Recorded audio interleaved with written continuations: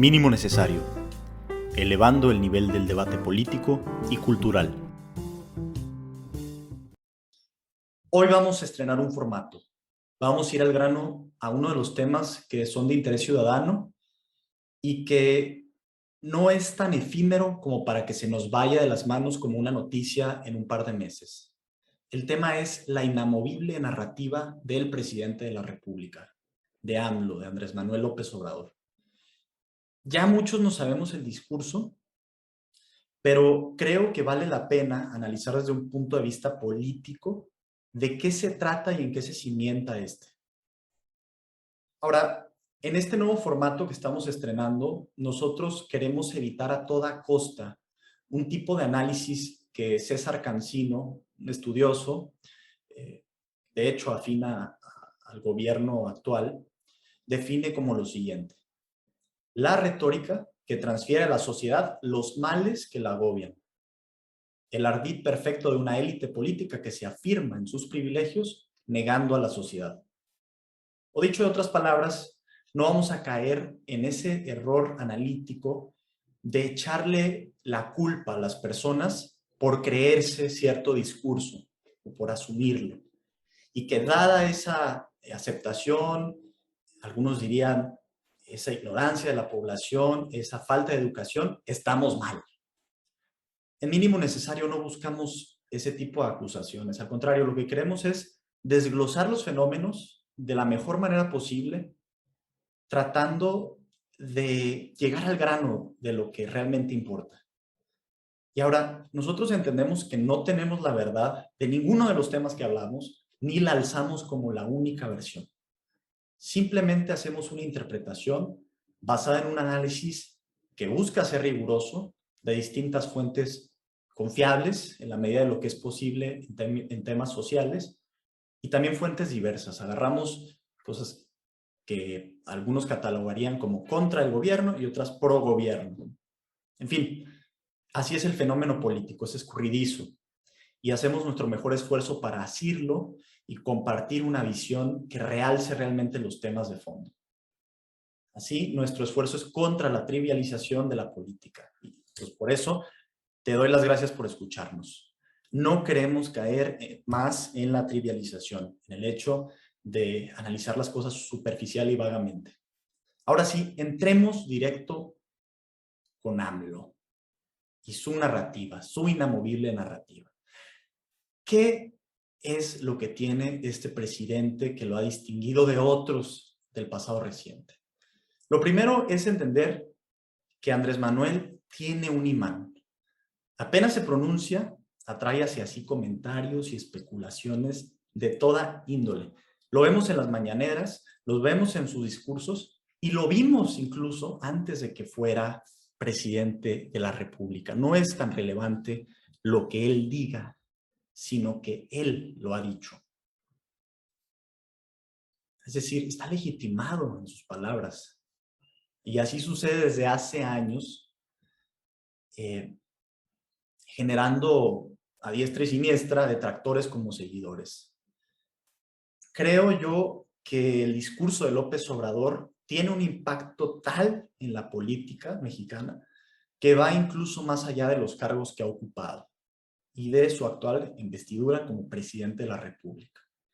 Creo que es alguien que se caracteriza por marcar nuestro entendimiento de la realidad en la que estamos y de cómo se han movido las cosas en los últimos años.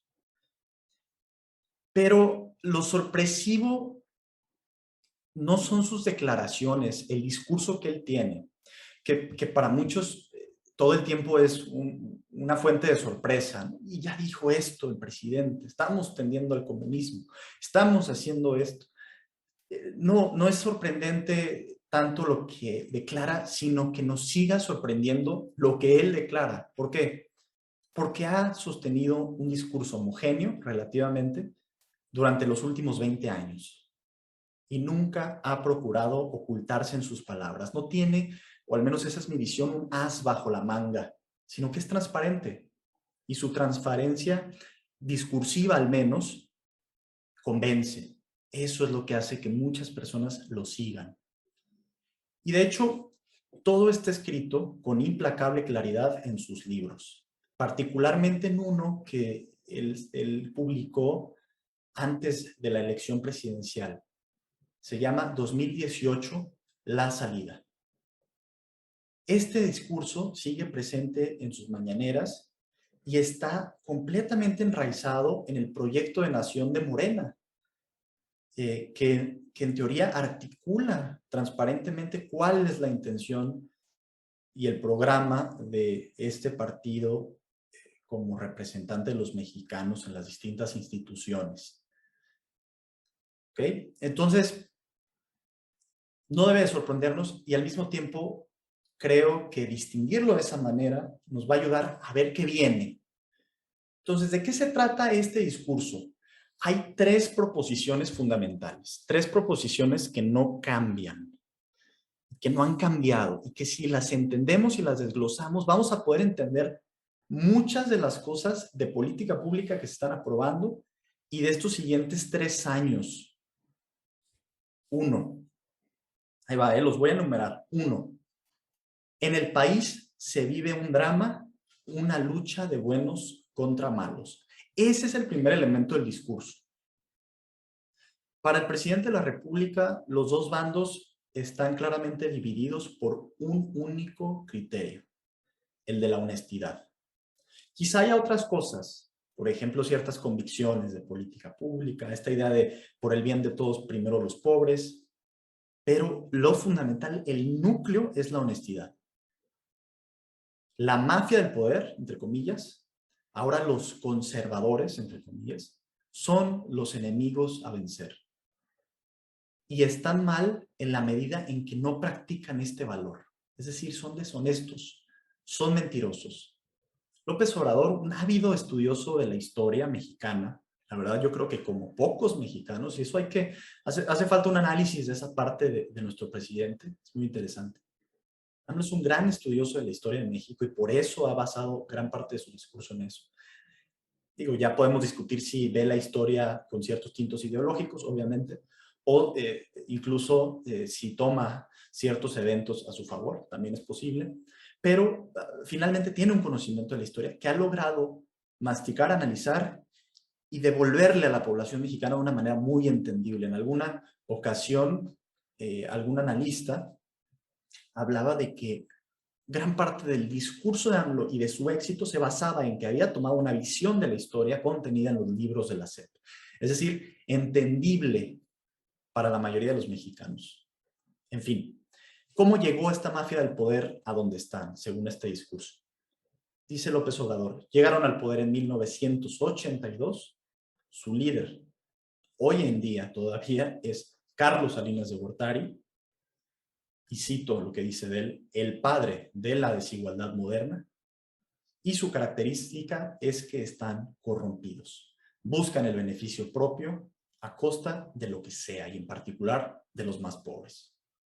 Mienten, roban, engañan, se visten de cuellos blancos, son elegantes, pero son fundamentalmente unos mentirosos. Si cambiaran, si los quitáramos de la jugada, el país mejoraría en un santiamén. Y los buenos, por otro lado, son quienes marchan en la dirección contraria. Anteponen el servicio público al pueblo a su interés personal y se atreven a luchar frontalmente contra los deshonestos. Andrés Manuel todos los días nos quiere convencer de que él es quien encabeza ese bando, el de los buenos, y que su espíritu combativo es la brújula que debemos de atender. Él nos guía, él sabe hacia dónde va todo. El resto de la población, en esta visión, es una espectadora incauta del drama, adormilados por falsas esperanzas, alejados de la arena pública. No nos queda más que apoyar a un equipo desde las gradas.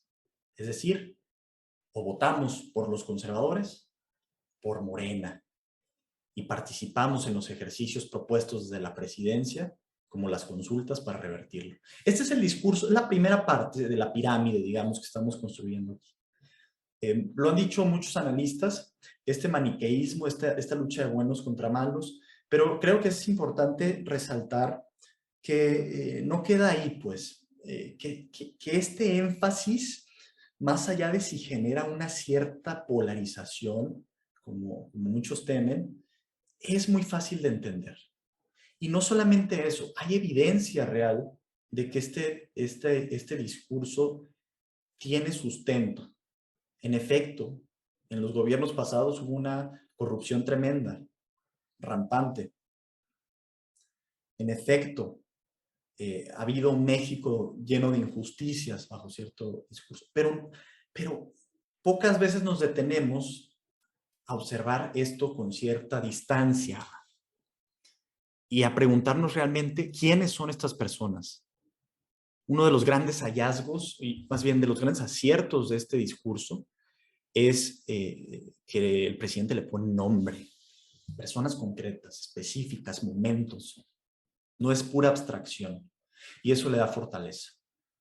Bien, esa fue la primera premisa, la base de la pirámide. Ahora, ¿cuál es la mitad de este discurso? El mal, la maldad esta que hemos expresado, si bien es representado por individuos particulares, los miembros de los partidos opositores, por ejemplo, y solo algunos, porque ya vimos que actualmente el presidente ha invitado a gobernadores de la oposición a colaborar y también en la conformación de su equipo inicial hay personas que militaban en partidos anteriormente, partidos opuestos. El mal, si bien es representado por individuos particulares, es sistémico, y aquí está el énfasis que quiero hacer, e ideológico. Me explico. Si la deshonestidad es el germen que disuelve el desarrollo nacional, esta se ha valido de un disfraz inteligente para capturar a los ciudadanos. Nuevamente, no es que los ciudadanos seamos tontos, sino que hemos sido engañados. No es que seamos ignorantes, es que nos han embaucado. ¿Cuál es el nombre de este disfraz? De este encantamiento. Ya lo hemos escuchado, el modelo neoliberal neoporfirista. Un modelo que está incrustado en las instituciones y que por lo mismo hay que quitar de tajo desde la raíz. Por eso se disuelven instituciones, por eso se hacen afrontas directas a modos de ver la realidad institucional del país. Por ejemplo, recientemente ha salido el tema de CONACYT, que ya trae varios años, pero esta cruzada, digamos, contra ciertos intelectuales, cierta manera de gastar el dinero público para la investigación, etc. Sucedió lo mismo con el INADEM, institución que desapareció, ProMéxico, en fin. Todas estas cosas son símbolos de este antiguo modelo neoliberal que se incrusta en las instituciones. Y hay algo más importante, y es algo político, y es que las reglas del juego, cómo votamos, qué hacemos, están diseñadas para que ganen unos cuantos y legitimadas en la falsa promesa de un desarrollo de arriba hacia abajo. Toda esa es la estructura. Dice López Obrador, en términos concretos, el modelo es el de la desestatización, es decir, quitar al Estado de la jugada y meter a toda costa el libre mercado sin restricciones, fusionado con relaciones de compadrazgo y competencia desleales. La idea de la unión entre el poder político y el poder económico. Vean estos términos abstractos como son fáciles de entender, porque tienen algo de cierto. En efecto, en las democracias contemporáneas, aunque no nos guste verlo, hay una unión de los poderes económicos y políticos. ¿Es malo esto? De entrada, no necesariamente. Puede serlo, por supuesto. Puede haber una relación corrompida. Y es a ella a la que nos quiere remitir el presidente. Una relación en la que unos cuantos ganan, mientras muchos pierden. Se trata de la conducta de privatización, como dije, del compadrazgo, de leyes ad hoc, de un contratismo voraz de contratos leoninos, de sobreexplotación y tráfico de influencias y de una mafia que acapara la riqueza nacional. Es fácil entender este discurso. ¿Cómo llegó? ¿Cómo llegó a tener tanto poder? Bueno, dice el presidente, el truco está en el empaque. Todo marcha, en apariencia, conforme a los estándares internacionales, conforme a lo que quiere el Fondo Monetario Internacional. Todo se ve bajo el lente de la legalidad, de lo profesional, y se justifica técnicamente. No obstante, el resultado es siempre el mismo. Ganan pocos, pierden muchos. Híjole, es un discurso convincente, es un discurso que mueve. ¿Cómo desbancarlo? Al final voy a hacer algunas reflexiones. Entonces, con eso terminamos el segundo pilar de lo que vamos a escuchar y lo que seguimos escuchando en la política mexicana, ¿sí? Hay un mal que está incrustado. Y de hecho, el hecho de que esté tan metido en nuestras instituciones, incluso en la Constitución, es lo que justifica en la visión del presidente que se hagan cambios de fondo. Si se han hecho o no, es saco de otro costal. ¿Sí? Es decir, si las acciones van ligadas a este discurso, es saco de otro costal. Pero sí hay evidencia de que en efecto así es, o al menos ese es uno de los grandes miedos que expresan algunos estudiosos del tema, ¿no? Que en efecto esta desconfianza, esta mentira en la que hemos estado metidos, según el presidente de la República, lleve a una reforma ya no de carácter superfluo o de maquillaje, sino una reforma profunda, revolucionaria incluso, ¿no? En fin, estamos engañados, es la segunda parte del discurso. Y lo tercero, y aquí va la clave.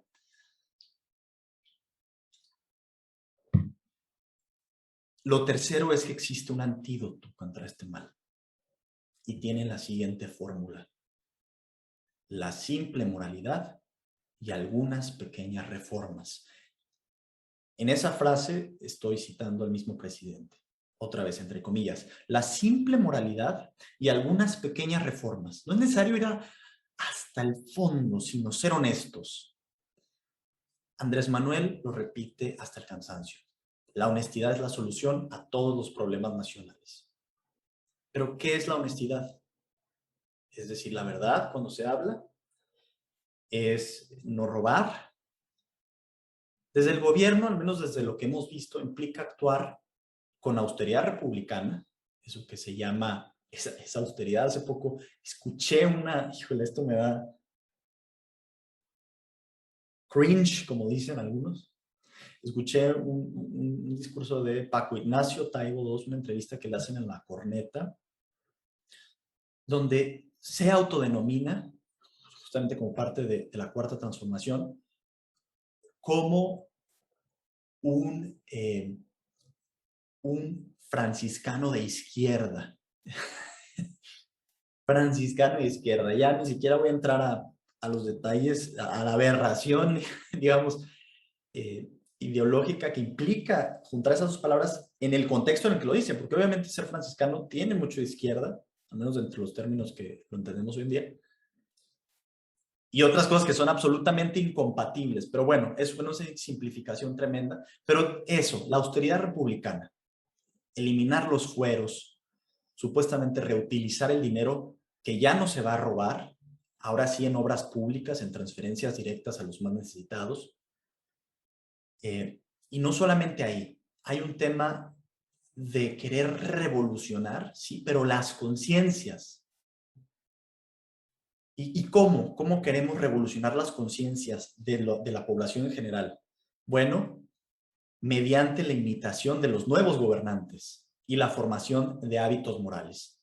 Es decir, en la visión presidencial, en la visión de la Cuarta Transformación, los nuevos representantes son honestos y van a arrastrar con su ejemplo a la población que estaba engañada. Se quita el velo y ahora vamos todos a ser honestos porque ya vimos que el presidente es bueno y que, como él dice, las escaleras se barren de arriba hacia abajo, limpiando arriba hasta la base poblacional se van a ir resolviendo todos los problemas. Y no solamente esto, va a formar hábitos morales en la población. Por eso hay una cartilla moral. En ese sentido, argumento que la cuarta transformación no es tanto una transformación institucional, que por supuesto se está llevando a cabo, sino de conciencias, o al menos esa es la pretensión del presidente. Su idóneo no es el ciudadano que obedece porque así es la norma, sino el ciudadano que obedece por convicción. La gran apuesta es por quitar o reformar a los deshonestos, predicar con el ejemplo y generar un efecto dominó sobre el resto de la población. Con ello se generará un nuevo ánimo, una nueva esperanza, que aunada a los nuevos proyectos, levantaría del escombro nuestra cultura empobrecida, según el presidente, y que nos pondrá ahora sí en la marcha de un verdadero desarrollo. Eso explica, al menos en términos discursivos, el hecho de que el presidente reitere que su equipo es su equipo de trabajo, 99% honestidad y 1% experiencia. Es decir, las competencias profesionales no son tan relevantes. El sentido común es lo que rige. Gobernar es fácil, nos dice. Y el presidente nos invita a una ética que es del desengaño. Quizá aburrida, pero de salir de nuestro encierro ciudadano, de nuestro adormecimiento y ver las cosas como son. Ahora sí, honestamente. Llevamos 3 años de esto, de este discurso. Esta es la reflexión final que hago. Y justifico de alguna manera por qué me he tomado el tiempo de desglosar este discurso tan sencillo que a lo mejor para algunos va a parecer ya hasta de sentido común. ¿Por qué? Porque contrario a lo que muchas veces repetimos, el discurso no es solamente una finta que quiera hacer el presidente para distraer nuestra atención. No es solamente palabras huecas que solamente nos distraen de lo que es realmente importante. El discurso público, el discurso político, junto a las acciones, modela el destino político del país. Tanto así que justamente es un discurso, una narrativa, lo que puede hacer volcar una elección, lo que puede hacer convencer a los ciudadanos de que se sigan ciertas políticas y otras no. Es un discurso lo que nos da una brújula sobre de dónde estamos, quiénes fuimos y hacia dónde vamos como sociedad. El lenguaje transforma y AMLO ha creado un lenguaje, un discurso que ha permeado hasta estratos profundos de la sociedad. Es de uso común ya hablar nuevamente de la cuarta transformación, hablar de los tecnócratas, de los neoporfiristas, hablar de todos estas palabras que usa el presidente continuamente. Entonces, lo tenemos enraizado. Por supuesto, no quiero con esto dejar en la impresión de ustedes que el discurso es lo único que importa. Hay que contrastarlo contra las acciones. Por eso es tan relevante analizar a la luz de este discurso de honestidad qué se está haciendo en materia de combate a la corrupción, en materia del nombramiento de funcionarios, qué se está haciendo en términos de transparencia. Y aquí no voy a ser demasiado reiterativo, la evidencia está ahí, basta ver el informe más reciente de la Auditoría Superior de la Federación. Bueno, hay grandes deudas.